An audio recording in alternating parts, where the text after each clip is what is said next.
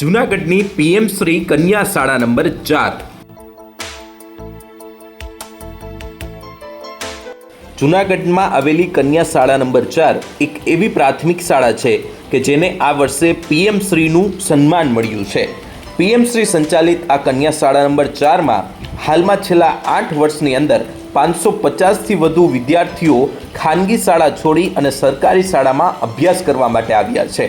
આ શાળાની મુખ્ય ખાસિયત એ પણ છે કે અહીં અલગ અલગ પ્રકારની સાહસિક પ્રવૃત્તિઓ પણ કરવામાં આવે છે। વિદ્યાર્થીઓને શ્રેષ્ઠ શિક્ષણની સાથે સાથે અલગ અલગ ઇતર પ્રવૃત્તિઓ થકી પણ શિક્ષણની મજા બમણી થઈ જાય છે અને તેને લઈને જ વિદ્યાર્થીઓ હાલમાં ખાનગી શાળા છોડી અને સરકારી શાળામાં અભ્યાસ અર્થે આવી રહ્યા છે। આ શાળામાં વિદ્યાર્થીઓને અનેક સુવિધાઓ આપવામાં આવે છે। આ સાથે સ્માર્ટ ક્લાસ, પ્રયોગશાળા, અનેક એવા પ્રોજેક્ટો, વિદ્યાર્થીઓને સર્વાંગી વિકાસ માટેના કરવામાં આવતા પ્રયત્નો થકી આજે વિદ્યાર્થીઓ અહીં હોંશે હોંશે ભણવા માટે આવી રહ્યા છે।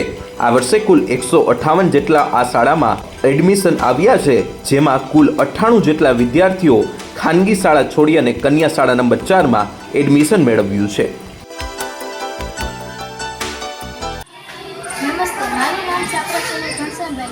હું ધોરણ 8માં અભ્યાસ કરું છું। મારી શાળાનું નામ પીએમ શ્રી કન્યા શાળા નંબર 4 છે। મારી શાળા એક પીએમ શ્રી શાળા તરીકે પસંદ થઈ છે, જે જૂનાગઢમાં ફક્ત એક જ છે, પીએમ શ્રી શાળા કન્યા શાળા નંબર 4। આ શાળાનું મહત્વ એ છે જે પ્રાઇવેટ સ્કૂલ જે બાળકો પ્રાઇવેટ સ્કૂલમાં ભણતા હોય ને, જેટલા 93 જેટલા બાળકો અમારી સરકારી શાળામાં ભણવા આવેલા છે।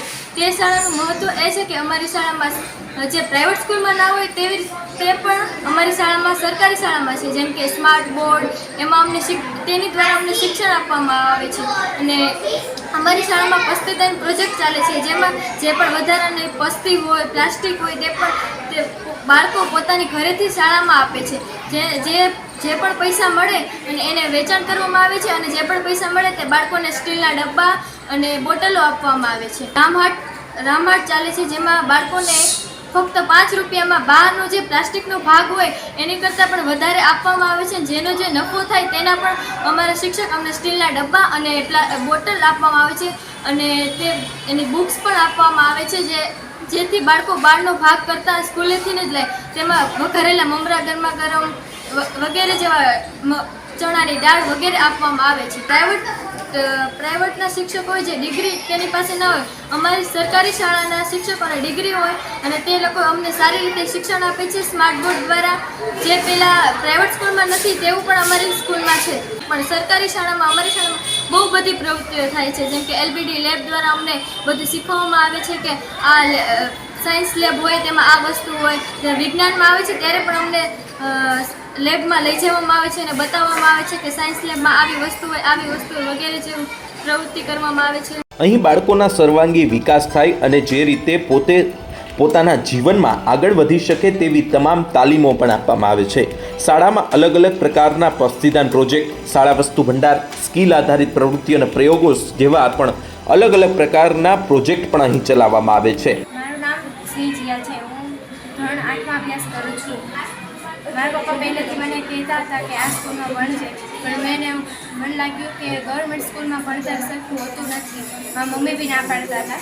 પછી મને ખબર પડી કે ગવર્મેન્ટ સ્કૂલમાં હવે બહુ વધુ સુવિધા થઈ ગઈ છે, એટલે પછી મને ગવર્મેન્ટ સ્કૂલમાં ભણવા આવી, જે મારી જૂની શાળા જેવી હતી એનાથી તો વધુ સારી શાળા છે। ખાનગી શાળામાં મસ્ત મોટી ફી ભરી અને અભ્યાસ માટે જતા વિદ્યાર્થીઓ પણ અહીં આવી અને ખુશ થયા છે। તેમનું કહેવું છે કે અમે ખાનગી શાળામાં અભ્યાસ માટે જતાં પણ એટલી પ્રવૃત્તિઓ અમને મળતી નહોતી, જે પ્રવૃત્તિઓ અહીં કરવામાં આવે છે અને અમને સારા એવા પ્રોજેક્ટ થકી સારું જ્ઞાન પણ મળે છે, જેને લઈને વિદ્યાર્થીઓ પણ અહીં અન્ય વિદ્યાર્થીઓને લાવે છે અને તેના થકી જ અત્યારે હાલમાં શાળાની સંખ્યા 700 પાર પહોંચી ગઈ છે।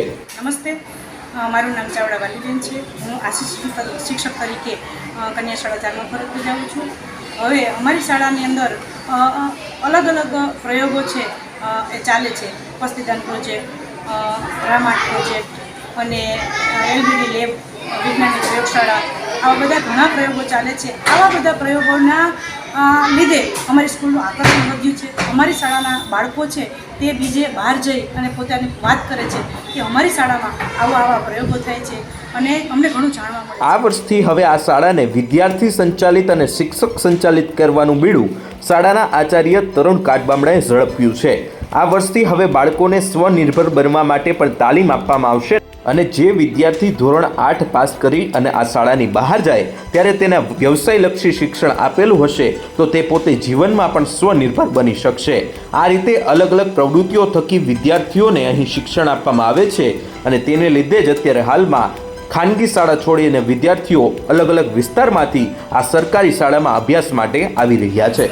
હું તરુણ કાટબામડા જુનાગઢ શહેરની કન્યા શાળા નંબર 4 પ્રાથમિક શાળામાં આચાર્ય તરીકે ફરજ બજાવું છું. છેલ્લા 8 વર્ષમાં 550 કરતાં વધારે બાળકો ખાનગી શાળામાંથી આવી અને સરકારી શાળામાં એડમિશન મેળવ્યું છે.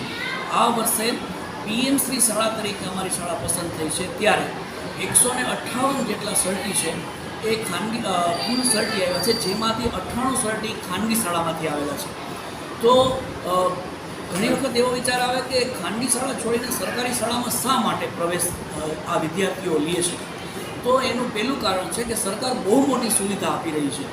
અત્યારે ઇન્ફ્રાસ્ટ્રક્ચરથી માંડી અને સાહિત્ય પણ ભરપૂર પ્રોવાઈડ કરી રહ્યું છે. વિશેષમાં અહીંયા વ્યવસાયલક્ષી શિક્ષણ તરફનો હવે ઝોક છે એ આ વર્ષથી આપવાનો છે કે જેમાં વિદ્યાર્થી 8મું ધોરણ પાસ કરીને જાય ત્યારે વ્યવસાય એક એના મનમાં હોય. એ સિવાય એની જે સ્કિલ છે, અમારી શાળામાં એક એવો પ્રયોગ ચાલી રહ્યો છે કે બાળકની સ્કિલ છે એને શોધી અને એને અનુરૂપ એવોર્ડ પણ આપવામાં આવે છે. તો એવું અમારું એવોર્ડ ફંક્શન પણ થાય છે. એ સિવાય કરિક્યુલર એક્ટિવિટીઝ છે એના ઉપર પણ વિશેષ ભાર મૂકાય છે કે જેમાં વિદ્યાર્થીનો સર્વાંગીણ વિકાસ થાય. તો દરેક શિક્ષકને પણ આ કામ સોંપાય છે. દરેક શિક્ષક છે એનું પોતે ઇનિશિયેટિવ લે છે અને પસ્તીદાન, શાળા વસ્તુ ભંડાર અને સ્કિલ આધારિત પ્રયોગોના અમારી પાસે એવા રનિંગ પ્રોજેક્ટ છે કે જે વિદ્યાર્થીઓ જાતે શીખે છે. અને સૌથી મોટું કામ આ વર્ષે અમે કરવા જઈ રહ્યા છીએ એ છે કે શાળા છે એ શિક્ષક સંચાલિત અને વિદ્યાર્થી સંચાલિત શાળા હોય કે જેમાં આ શાળાનું સંચાલન એ કેવી રીતે કરી શકાય તો એ માત્ર શિક્ષક નહીં પણ વિદ્યાર્થીઓ પણ શીખશે એવું અમારું ભવિષ્યમાં આયોજન છે. અને દીકરીઓ માટે અમે વ્યવસાય આધારિત એને વ્યવસાયો નાના નાના શીખવવાના છીએ કે જેમાં એ વસ્તુઓ બનાવતા શીખે અને એમાં એની ટેગ મારી એની કિંમત નક્કી કરી અને અમે એક એવો સ્ટોલ બનાવશું કે જેમાં આ વસ્તુઓનું વેચાણ થાય અને એ વસ્તુઓનું વેચાણમાંથી જે નફો મળશે એ વિદ્યાર્થીને મળશે. તો એ અત્યારથી જ વ્યવસાયની આધારિત કામ કરે. તો એની પાછળનો વિચાર એવો છે કે ભારતીય અર્થતંત્ર છે એ નોકરી આધારિત નથી, જોબ આધારિત નથી, પરંતુ વ્યવસાય આધારિત છે. તો વિદ્યાર્થી એ શીખે એના ઉપર અમારો વધારે જોગ છે. એટલા માટે આવા અમારા એંગલને લીધે વિદ્યાર્થીઓ ખાનગી શાળા છોડી અને સરકારી શાળામાં આવે છે. આમ આ વર્ષે કુલ 158 જેટલા એડમિશન આવ્યા હતા ને આ વર્ષે 158માંથી કુલ 98 વિદ્યાર્થી ખાનગી શાળા છોડી અને આ કન્યા શાળા નંબર 4માં એડમિશન લીધું છે અને અલગ અલગ પ્રવૃત્તિઓ થકી હાલ માર્ગદર્શન મેળવી અને અહીંનું શિક્ષણ મેળવી રહ્યા છે. આશીષ પરમાર, લોકલ 18, જુનાગઢ.